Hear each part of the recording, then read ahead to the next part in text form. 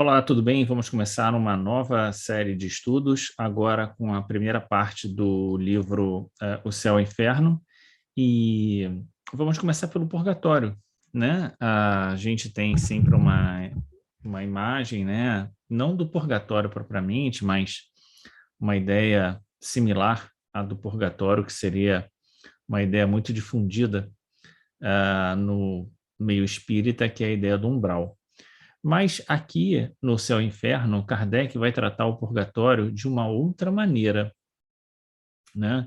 Trazendo uma perspectiva completamente diferente daquela do umbral, por exemplo, já que a gente não há menção do purgatório no conjunto da doutrina espírita. Claro, existe uma menção no Livro dos Espíritos sobre o purgatório, mas é já se referindo à ideia do purgatório da Igreja Católica, né? Ah, assim também como não tem do umbral, né? Vamos combinar que umbral não tem na doutrina espírita, né? Isso é parte da literatura espírita, mas não da doutrina espírita propriamente dita. Kardec não tratou disso, desse tema, né? Então a gente vai ver aqui o que Kardec porque Kardec no Céu e Inferno está em franco diálogo com as noções da Igreja Católica, né, que precisavam ser desfeitas. Então ele precisa tratar do tema do purgatório, né, exatamente para esclarecer qual era a posição da doutrina espírita sobre isso. Então eu vou trazer primeiro uma questão do Livro dos Espíritos, que trata sobre o purgatório, e depois a gente vai ler, são 5 páginas só, que Kardec escreve sobre o purgatório, bem pequeno, e a gente vai ler, então, aqui no Céu e Inferno, tá bom? Então, vamos começar com o Livro dos Espíritos, e depois a gente vem para o Céu e Inferno, sem antes lembrar que a gente sempre pede a Deus que nos abençoe nessa hora, né, de estudos, que vamos refletir sobre essa ideia do purgatório, que Deus te abençoe, nos abençoe a todos, nós que nessa hora paramos um pouco da nossa vida para o estudo das coisas do Espírito, que Deus nos abençoe, a você, a sua casa, a sua família, a sua vida, e que nos dê luz nessa hora para o entendimento da mensagem dos Espíritos para nós. Ok? Eu vou abrir aqui, então, o Livro dos Espíritos para a gente, então, ver aqui a mensagem. Muito bem, então estamos aqui na pergunta 1013 do Livro dos Espíritos, quando Kardec, então, pergunta aos espíritos que se deve entender sobre o purgatório. Essa pergunta 1013, vamos lembrar que ela está na parte quarta do Livro dos Espíritos, das Esperanças e Consolações, no último item do Livro dos Espíritos, chamado Paraíso, Inferno e Purgatório.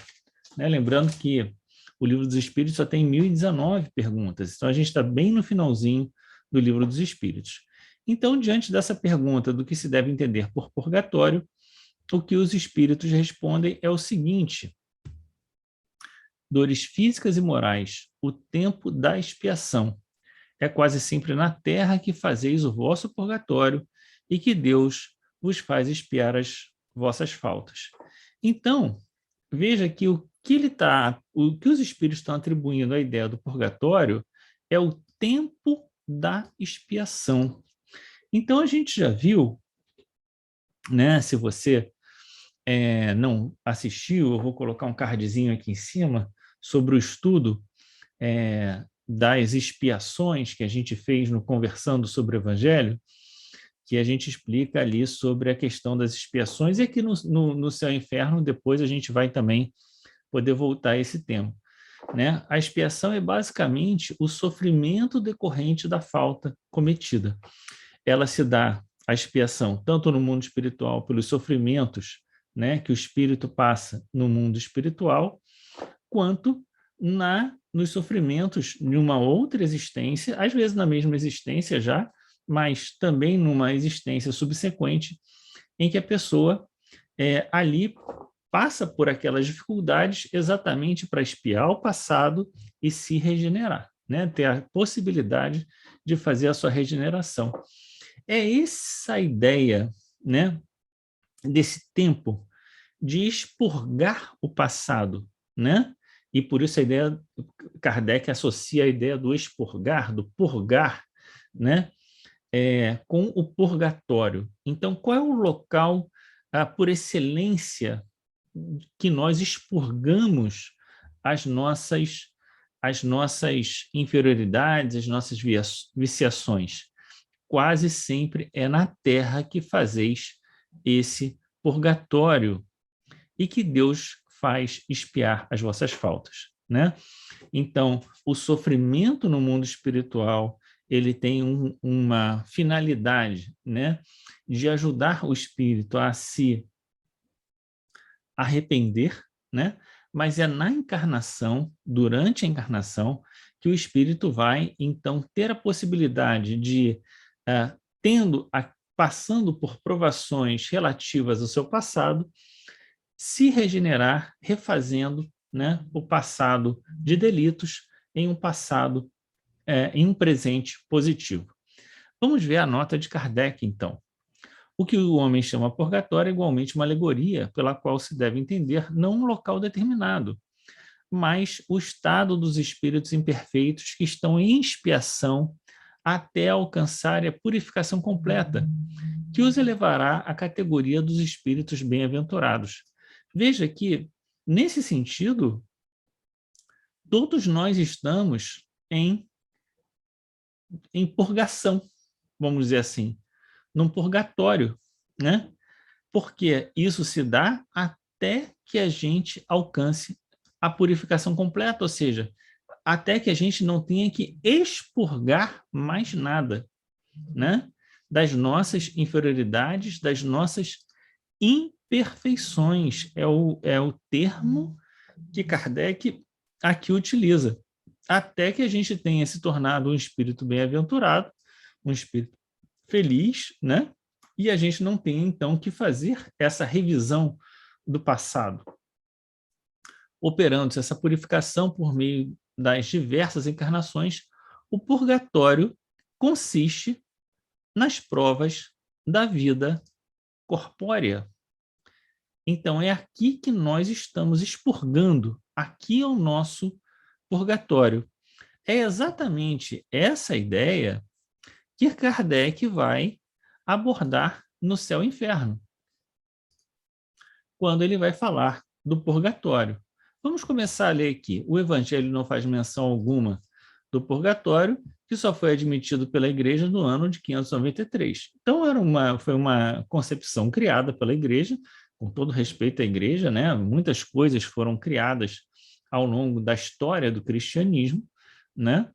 E então Kardec se utiliza desse termo, como a gente já viu, para trazer essa noção, né? Alterando o sentido, ressignificando a ideia do purgatório. É incontestavelmente um dogma mais racional e mais conforme com a justiça de Deus que o inferno, porque estabelece penas menos rigorosas e resgatáveis para as faltas de gravidade mediana. Então, ele está aqui fazendo um comentário ainda sobre a Igreja Católica, de que é muito mais racional pensar um estado de sofrimento para provas, né, que não foram tão graves assim, e alguma chance, né, de você se regenerar dessas provas, embora eu não sei exatamente na Igreja Católica se você tem chance de sair do purgatório, né? Mas, enfim, a gente não quer aqui discutir os conceitos católicos e sim os conceitos espíritas. Então, vamos ficar aqui naquilo que Kardec vai trazer como essa ressignificação espírita do purgatório, atribuindo o lugar do purgatório, embora ele diga que o purgatório não é um local, né? É muito mais um estado de expiação, né? De expurgo das nossas inferioridades, mas na Terra seria propriamente o local mais adequado para que isso acontecesse. Então, vamos continuar aqui, porque ele vai trazer essa noção de maneira mais detalhada na sequência da leitura. O princípio do purgatório funda-se na equidade, pois é a detenção temporária a concorrer com a perpétua condenação. Que julgar de um país que só tivesse a pena de morte para todos os delitos? Ainda discutindo com a Igreja Católica. Sem o purgatório, só há para as almas duas alternativas extremas: a suprema felicidade ou o eterno suplício. E nessa hipótese, que seria das almas somente culpadas de ligeiras faltas? Ou compartilhariam da felicidade dos eleitos, ainda quanto imperfeitas, ou sofreriam o castigo dos maiores criminosos, ainda quando não houvessem feito muito mal, o que não seria nem justo nem racional. Então, ele está mostrando aqui que o mais racional é que as, entre aspas, penas, né, sofridas por cada um de nós seja proporcional àquilo que nós fizemos, né? E que não tenha um veredito único para se você fez qualquer tipo de engano, erro, ou seja o que for, né? Assim como também não tenha um único tipo de prêmio se você foi uma pessoa mediana, boa, né? E a gente sabe também que o bem tem escalas, né? Você pode fazer algum tipo de bem, um pouco, né? Tá ali naquela zona intermediária que faz um pouco, mas ainda tem dificuldades, enquanto outros já estão mais firmes no bem. Então, assim como não há um único prêmio, também não há uma única condenação. Isso parece mais racional, parece mais lógico, né? Que assim seja, e a gente observa isso na nossa própria legislação humana, né? Que já entendeu que as penas devem ser proporcionais ao ato cometido, né? Penas mais graves para crimes mais graves também, né? Bom, vamos ver então aqui o que ele vai continuar dizendo para nós.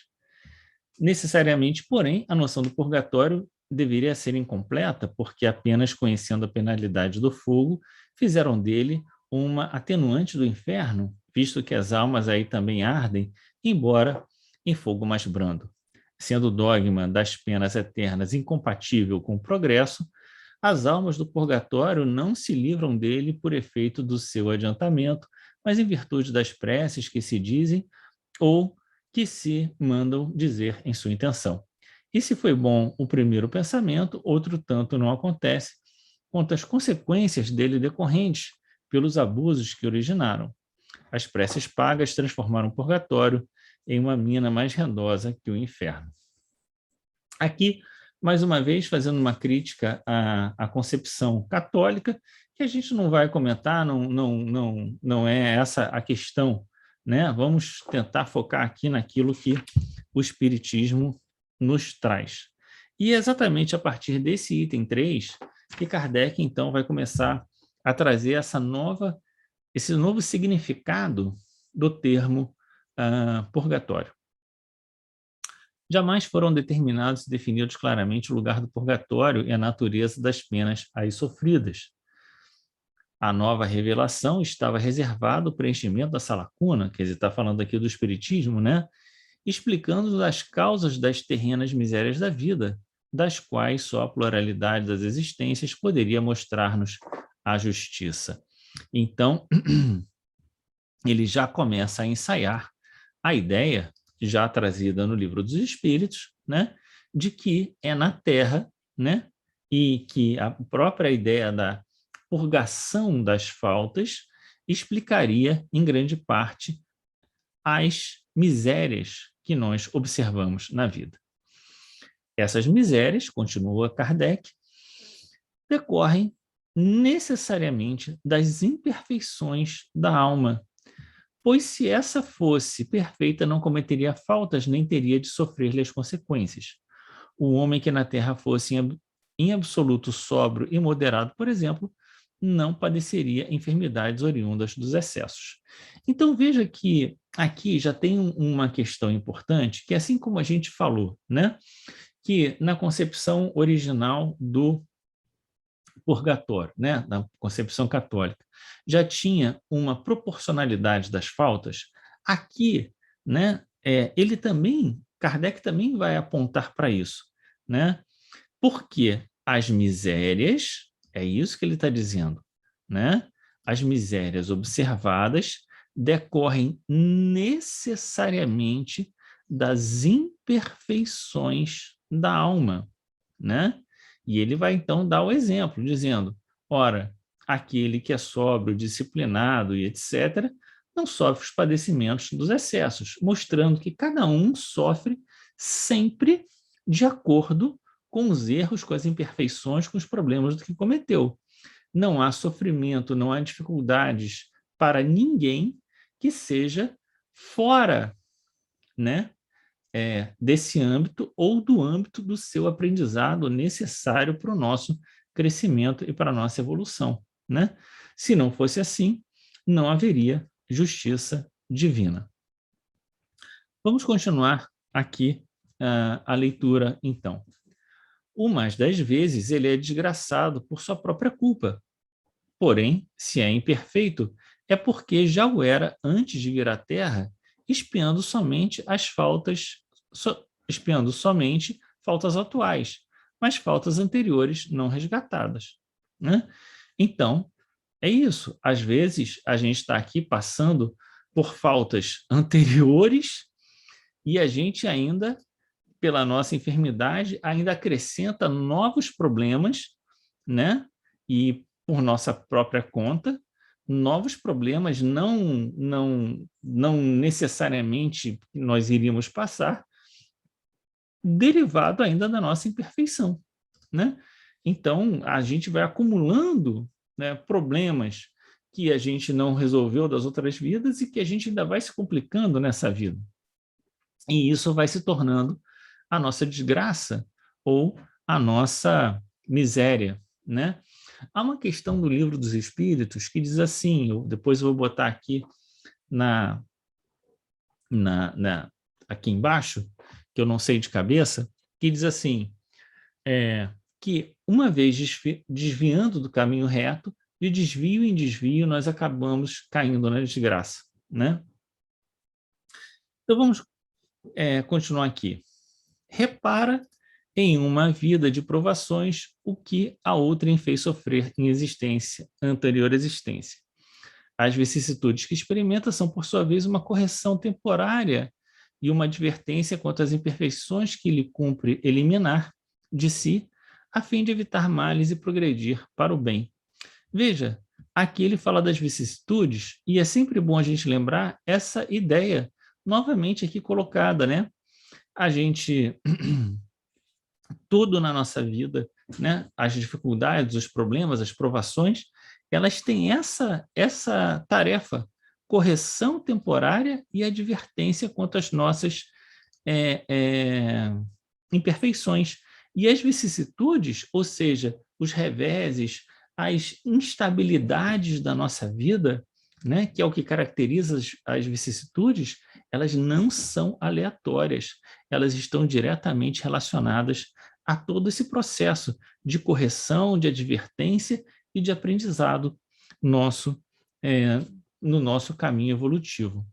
E, num certo sentido, o que Kardec está dizendo para a gente é: isso aí é o purgar das nossas, dos nossos erros, das nossas imperfeições, e é exatamente na encarnação que nós fazemos isso, né? Então, Kardec vai continuar aqui. São para a alma lições da experiência, rudes às vezes, mas tanto mais proveitosas para o futuro, quanto profundas as impressões que deixam. Essas vicissitudes ocasionam incessantes lutas que lhe devolvem as forças e as faculdades intelectivas e morais. Por essas lutas, a alma se retempera no bem, triunfando sempre que tiver denodo para mantê-las até o fim. Então, veja, tudo o que foi dito é visando que, através das lutas, né, que a vida nos traz, nós possamos nos retemperar expurgando os nossos erros e refazendo a nossa vida, né? Como Kardec falou no Livro dos Espíritos. Faremos isso até nos tornarmos bem-aventurados, sem que a gente precise voltar e recomeçar e refazer o caminho, né? E a gente irá triunfar sempre que a gente tiver denodo para mantê-las até o fim. Vamos ver o que é denodo? Eu não lembro exatamente o que é valor, ímpeto, desembaraço, né? Ado de designação, enfim, aquele que denomina, né? Mais desenvoltura, né? Tiver capacidade de ação para fazer isso, né?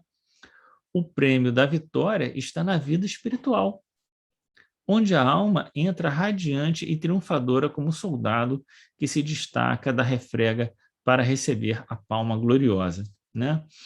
Então, veja, o prêmio, na maior parte das vezes, não vai ser o prêmio na vida material, vai ser na vida espiritual. Por isso, a ideia dos últimos serão os primeiros, porque aquele que recebe, né, o prêmio da vitória na encarnação já ganhou o prêmio, não precisa ganhar na vida espiritual. E na maior parte das vezes, né, essa luta que a gente tem de retemperar a nossa alma é uma luta que a gente faz sem alardes, né? Sem necessariamente ficar se vangloriando, porque isso seria orgulho, né? E é uma luta do bom combate, como fala Paulo, né? E eu me lembrei também de uma outra passagem do Evangelho, quando tem essa imagem do soldado, né? Agora eu não sei exatamente onde ela está, depois eu vou procurar e botar aqui embaixo também, quando diz assim, o valor do soldado é aquele que enfrenta a luta e vence a luta, né? Um soldado que não fosse para a luta não teria glória, né? Só que qual é a nossa luta? A nossa luta é nos enfrentarmos a nós mesmos, enfrentar o homem velho, as nossas viciações, o apego à matéria, né? O interesse pessoal. Essa é a nossa luta. É isso que nós temos que lutar contra para nos renovarmos, e esse é o processo de purgar as imperfeições através das dificuldades, das vicissitudes que vão aparecendo em nossa vida, para que a gente consiga fazer esse movimento de regeneração. Vamos ver aqui o item, então, 4, são 10. Em cada existência, uma ocasião se depara a alma para dar um passo avante, e sua vontade depende a maior ou menor extensão desse passo, franquear muitos degraus ou ficar no mesmo ponto.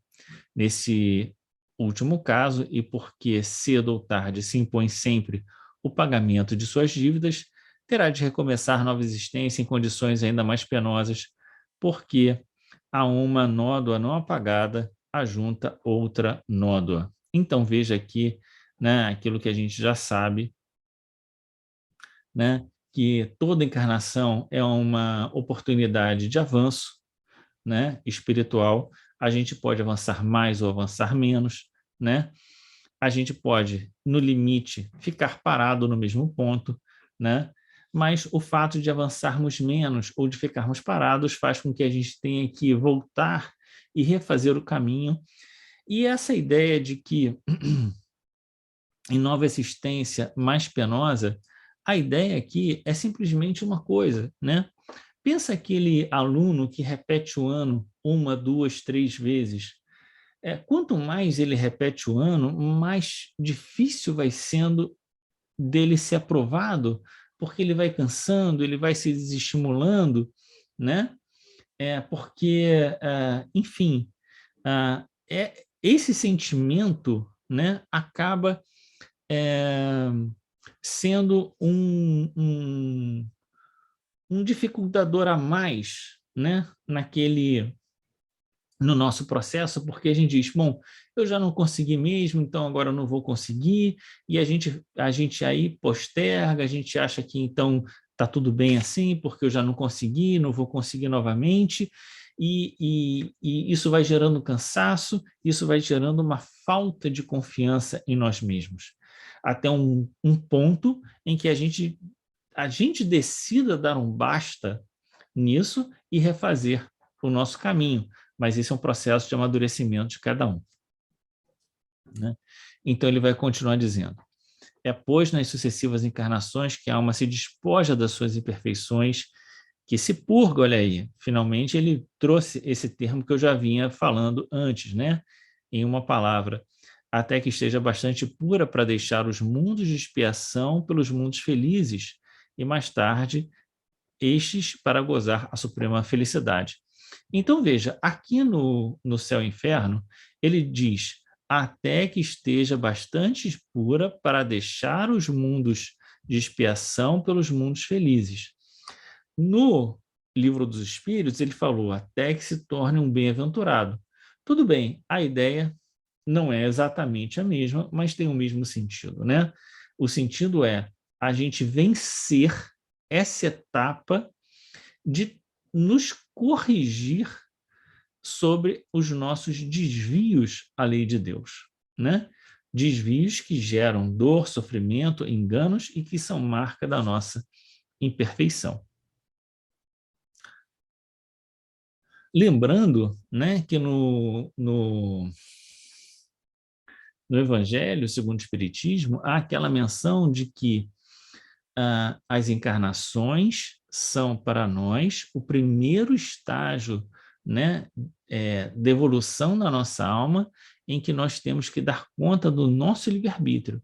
Então, exatamente o ajuste do livre-arbítrio para que a gente seja mais regular no bem é que vai nos possibilitar esse processo de regeneração, de saída do nosso estado de imperfeição. O purgatório não é, portanto, uma ideia vaga e incerta. Veja que Kardec está ressignificando, então, né? É antes uma realidade material que vemos, tocamos e sentimos, porque é a nossa vida de encarnados, né? Ele existe no mundo de expiação como a terra, onde os homens espiam o passado e o presente em proveito do futuro. Contrariamente, porém, a ideia que se dele faz depende de cada um prolongar ou abreviar a sua permanência, segundo o grau de adiantamento e pureza atingido pelo próprio esforço sobre si mesmo. Então, essa é a ideia mais consoladora para a gente, né? O nosso destino não está fechado, o nosso destino está aberto. Assim como nós, na nossa existência, podemos cometer enganos, né, e complicar a nossa trajetória, nós também podemos fazer, né, ações no bem que não estavam, entre aspas, previstas e acelerar o nosso processo, né? Tudo depende da nossa vontade, do nosso esforço sobre nós mesmos. Então, não é o nosso esforço sobre os outros, é sobre nós mesmos, porque cada um responde por si. E aqui Kardec traz esse termo que eu achei maravilhoso, né? E que a gente não encontra nenhum comentário na doutrina sobre ele, que é a ideia do livramento, né? Quer dizer, a ideia de que vencer as nossas imperfeições é livrar-se do sofrimento, né? Olha que ideia bacana que aparece aqui com a noção do livramento, né? De livrar-se, né? O livramento, então, se dá não por conclusão de tempo, nem por alheios méritos, mas pelo próprio mérito de cada um, consoante essas palavras do Cristo, a cada um segundo suas obras, palavras que resumem integralmente a justiça de Deus, né? Então, não há um tempo determinado, né? Não por conclusão de um tempo, não tem um tempo determinado e nem por méritos alheios, né? Como eu sou filho filho e neto de espíritas, né? Eu sempre gostei de dizer, bom, mesmo que eu não seja grande coisa, né? Minha mãe, minha avó, vem aqui me ajudar, me tirar dessa situação. Nada disso, né? Cada um vai estar na situação que pode estar e o mérito dos outros é dos outros. A gente não passa, né? Não herda, né? Não, melhor se fosse diferente, né? Se a gente conhecesse pessoas muito virtuosas e pudesse pegar um pouco dos créditos dela, mas não é assim. Cada um tem que ter o seu crédito. Vamos lá. Item 5. A gente já viu, a gente vai ver que daqui para frente, Kardec não vai trazer exatamente uma nova ideia, ele vai reafirmar aquilo que a gente já entendeu do purgatório. Mas vamos ler para a gente terminar, então, aqui esse estudo. Aquele, pois, que sofre nessa vida pode dizer-se que é porque não se purificou suficientemente em sua existência anterior, devendo, se o não fizer nessa, sofrer ainda na seguinte. Isso é, ao mesmo tempo, equitativo e lógico, né? Então, a gente sofre nas existências por conta do passado e do presente, porque, lembrando o capítulo 5 do Evangelho segundo o Espiritismo, grande parte dos nossos sofrimentos de hoje são decorrentes desta vida que nós estamos vivendo agora, né?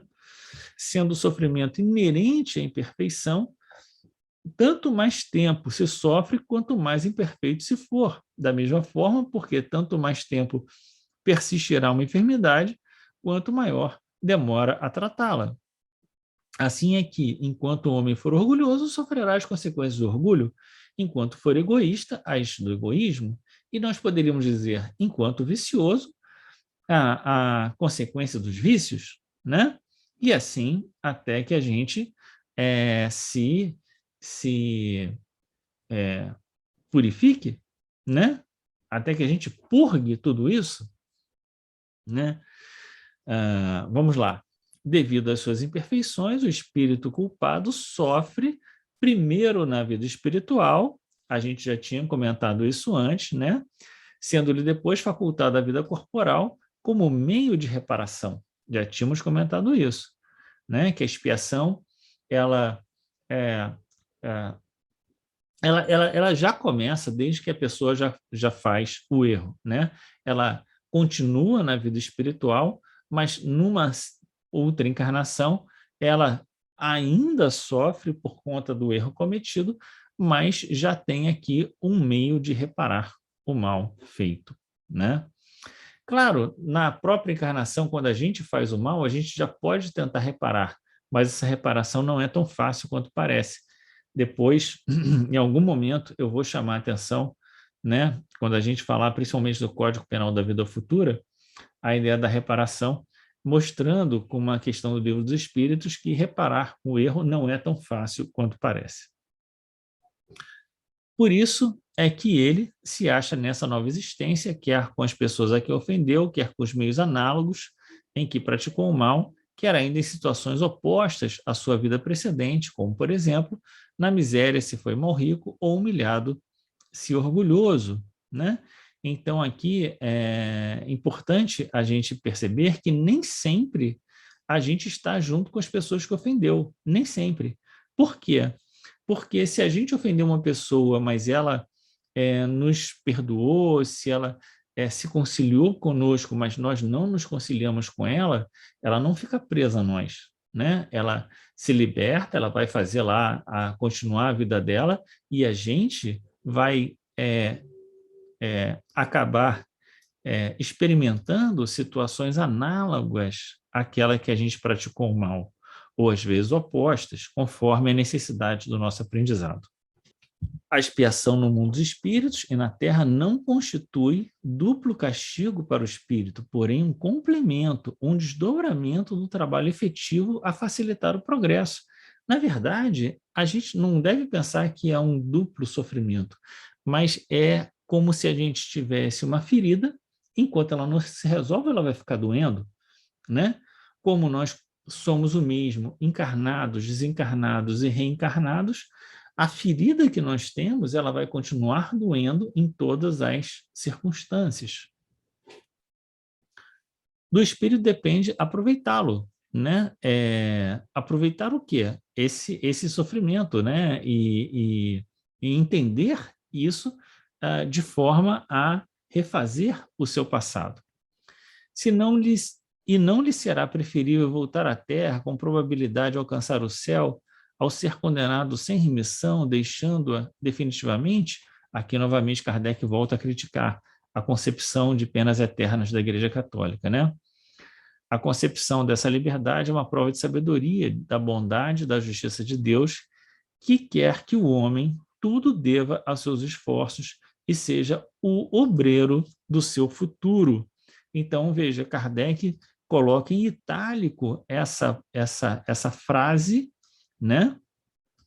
Porque ela é extremamente importante para a gente entender qual é o sentido da nossa vida, né?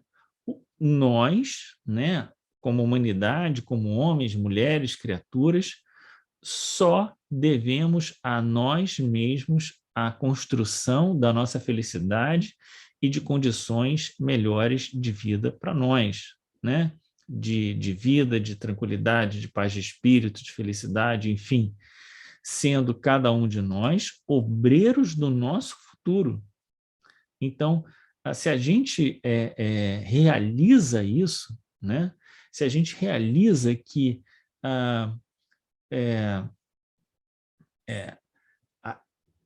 a construção do nosso futuro está em nossas mãos, né? A despeito das dificuldades exteriores, né? E as dificuldades exteriores vêm sempre como auxílio para que a gente se reveja, né? E encontre as soluções do bem para fazer a nossa regeneração, né? Se a gente entende isso, a gente passa a viver de outra maneira, né? A compreender o sentido e significado das dificuldades por que a gente passa. Que infeliz por mais ou menos tempo, não se queixe senão de si mesmo, pois que a rota do progresso lhe está sempre franca, né? A rota do progresso está sempre aberta para nós. Considerando-se quão grande é o sofrimento de certos espíritos culpados no mundo invisível, quanto é terrível a situação de outros, tanto mais penosa pela impotência de preverem um termo desses sofrimentos, poder-se-ia dizer que se acham no inferno, se tal vocábulo não implicasse a ideia de um castigo eterno e material, né? Então, ele está aqui mencionando a ideia de que, bom, a gente constata que espíritos sofrem muito no mundo espiritual, né? E que isso poderia trazer uma ideia de inferno, né? Mas a ideia do inferno católica é de um lugar de penas eternas, e essas penas não existem, né? Mercê, porém, da revelação dos espíritos e dos exemplos que nos oferecem, que já estudamos, né, da segunda parte do céu e inferno, sabemos que o prazo da expiação está subordinado ao melhoramento do culpado. Então, veja, não é só do sofrimento dos espíritos mais sofredores do mundo espiritual, mas também daquele sentimento que às vezes nós temos de que a nossa vida perdeu o significado ou a importância, ou que a gente não está entendendo muito bem o que está acontecendo conosco, ou da inconformidade com determinadas situações por que nós passamos, né? Todos esses sentimentos derivam da nossa imperfeição. E exatamente as dificuldades por que passamos vão trazer para nós a oportunidade de nós refazermos tudo isso e sairmos desse ciclo. Qual o prazo da expiação? Qual o prazo de nós vivermos tudo isso? Não há prazo. O prazo é o melhoramento de nós mesmos, né? A gente pode falar aqui, como Kardec fala do culpado, mas de nós mesmos, né? Nós temos repetidamente errado, reclamado, murmurado, não compreendido, blasfemado contra Deus, agindo de forma rebelde às leis de Deus, né? E até que a gente se purifique, modifique o nosso caminho, nós estaremos dentro desse ciclo expiatório. O Espiritismo não nega, pois, antes confirma a penalidade futura, o que ele destrói é o inferno localizado com suas fornalhas e penas irremissíveis. Não nega, outro sim, o purgatório, pois prova que nele nos achamos, e definindo precisamente e explicando a causa das misérias terrestres, conduz à crença aqueles mesmos que o negam. Repele as preces pelos mortos? Ao contrário, visto que os espíritos sofredores as solicitam. Então, eu vou colocar aqui um cardzinho, aqui, algum lugar aqui, em que, com os casos dos espíritos sofredores, né? E é quase unânime que os espíritos sofredores pedem para que a gente ore por eles, né? Eleva-as a um dever de caridade e demonstra a sua eficácia para os conduzir ao bem e, por esse meio, abreviar-lhes os tormentos. Então, é muito claro isso no relato dos espíritos sofredores, mas praticamente em todos os espíritos, exceto, né, os espíritos felizes, que pedem preces mais por humildade do que por necessidade, vamos dizer assim. Embora todos nós necessitemos de preces, né? Ainda mais estando aqui encarnados. Falando a inteligência, tem levado a fé a muito incrédulo, incutindo a prece no ânimo dos que a escarneciam. O que o Espiritismo afirma é que o valor da prece está no pensamento e não nas palavras, que as melhores preces são as do coração e não as dos lábios, e, finalmente, que cada qual murmura, as que cada qual murmura de si mesmo, e não as que mandam dizer por dinheiro. Quem, pois, ousaria censurá-lo?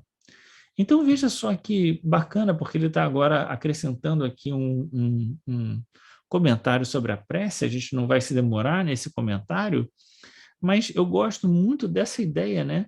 Que às vezes as preces que a gente murmura de si mesmo, né? Quando a gente fala, ai meu Deus, que Deus nos abençoe, ai meu Deus, que Deus abençoe, ai vai com Deus, né? E a gente, essas expressões que são uma prova, um testemunho da nossa confiança, da nossa, né, submissão a Deus, né? E que às vezes não são preces longas, não são preces lindas, não são nada, mas que são preces do coração, né?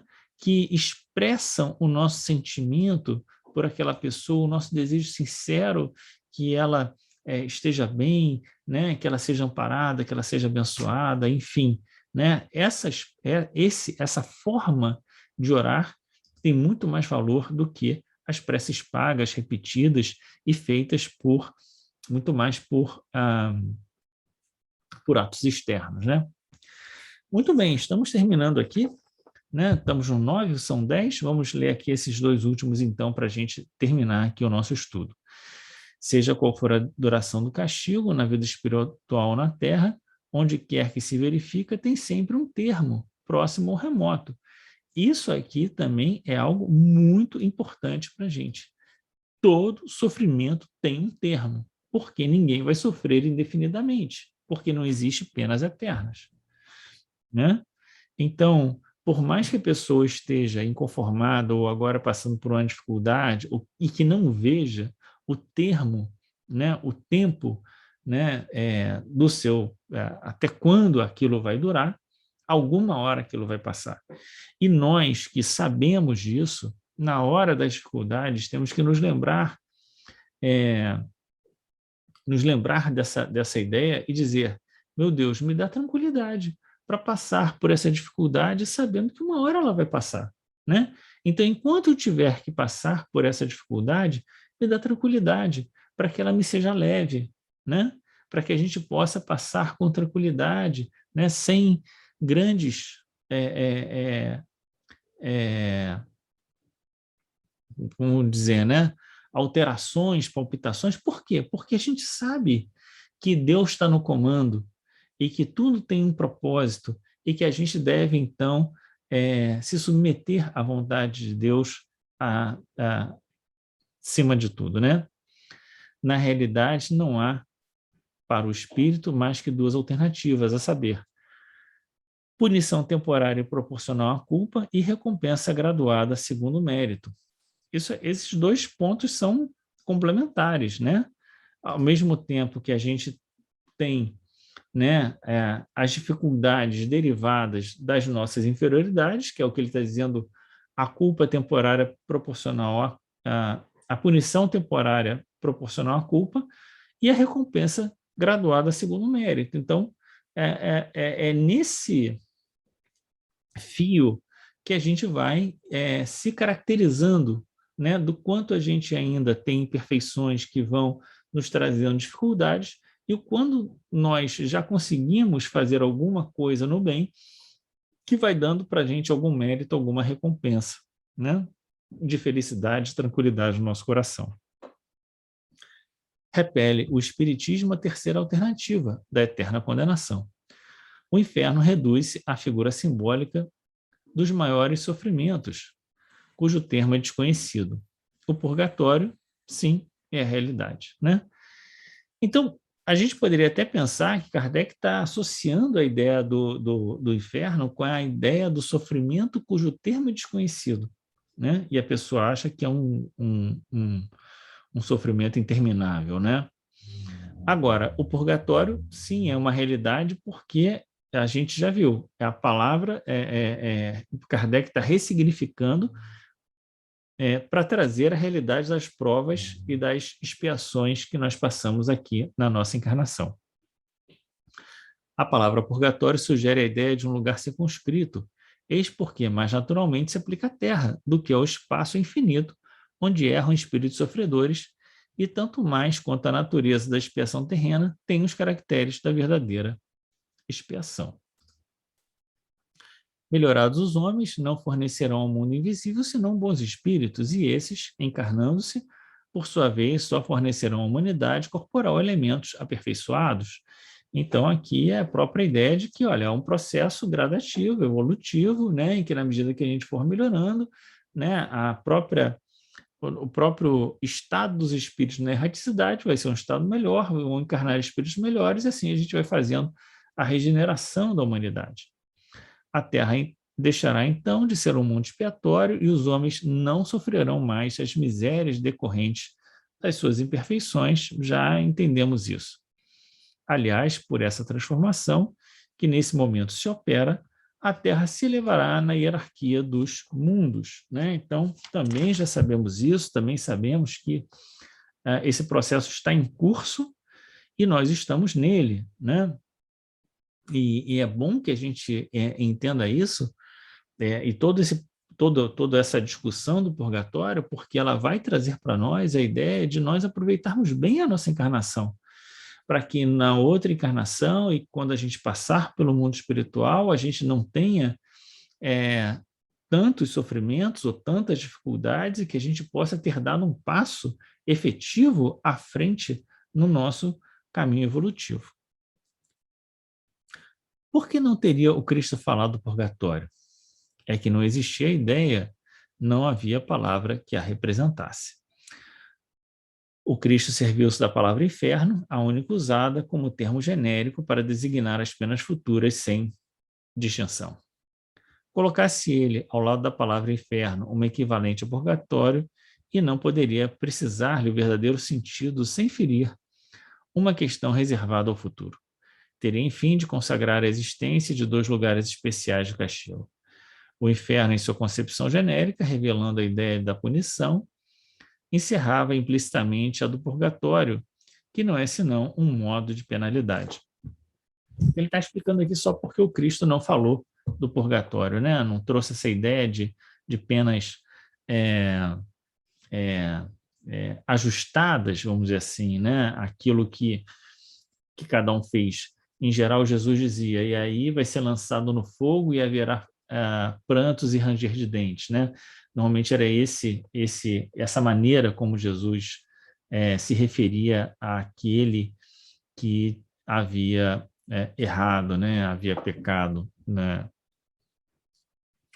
reservado ao futuro, o esclarecimento sobre a natureza das penas competia-lhe igualmente reduzir o inferno ao seu justo valor, uma vez que a Igreja, após 6 séculos, houve por bem suprir o silêncio de Jesus quanto ao purgatório, declarando-lhe a existência, é porque ela julgou que ele não havia dito tudo, e porque não havia de dar-se sobre outros pontos o que com esse se deu. Né? Então,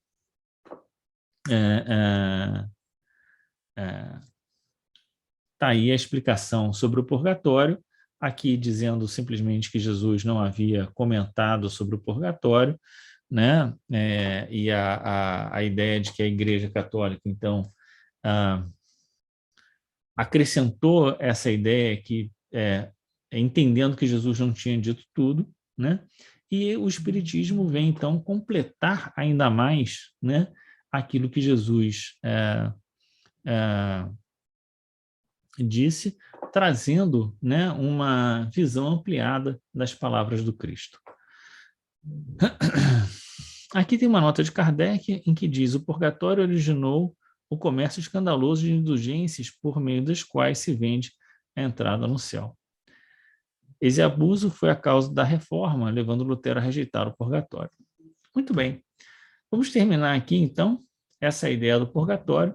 E eu disse no vídeo anterior, né, que foi o último caso dos espíritos felizes, que talvez o purgatório não fosse um lugar tão ruim assim, né? Afinal de contas, aqui na Terra temos praias, temos campos belíssimos, temos paisagens enriquecedoras, temos a oportunidade de dormir, descansar, né? Embora as dificuldades e as lutas, porque todos passamos, né? Deus é caridoso, né? Faz, né? Embora nos coloque em situações muito difíceis, não nos deixou de dar o sol que se levanta para todos nós, né? A chuva que vem e refresca a atmosfera, limpa a atmosfera para todos nós, né? E as oportunidades do dia também para todos nós, dando para cada um de nós o canto dos pássaros, o perfume das flores, o mel das abelhas, né? E tantas coisas maravilhosas que nós temos em nossa existência. Vamos agradecer a Deus a oportunidade de nós estarmos aqui encarnados, passando por essa purgação, né? E vamos aproveitar essa oportunidade exatamente para nos regenerarmos, nos retemperarmos, né? Vamos terminar por aqui. No próximo estudo, vamos fazer um estudo do Código Penal da Vida Futura. Afinal de contas, o que vai ser levado em consideração na nossa existência para que a gente possa ter uma boa passagem na vida espiritual e principalmente, né, quer dizer, uma boa avaliação da nossa vida, uma boa passagem pela vida espiritual. Quais são os critérios, né, que são considerados da nossa existência. Mas isso são cenas dos próximos capítulos. Na próxima leitura, a gente faz uma consideração, então, sobre o Código Penal da Vida Futura. Grande abraço, fique com Deus e até.